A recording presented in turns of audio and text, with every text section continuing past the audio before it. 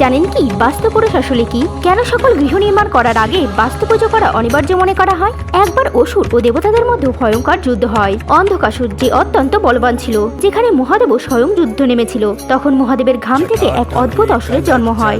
তার আকার এত বিশাল হতে থাকে যে পুরো আকাশকে গিলে নেয়, আর বলেন আমি এই সৃষ্টিকে গিলে নেব।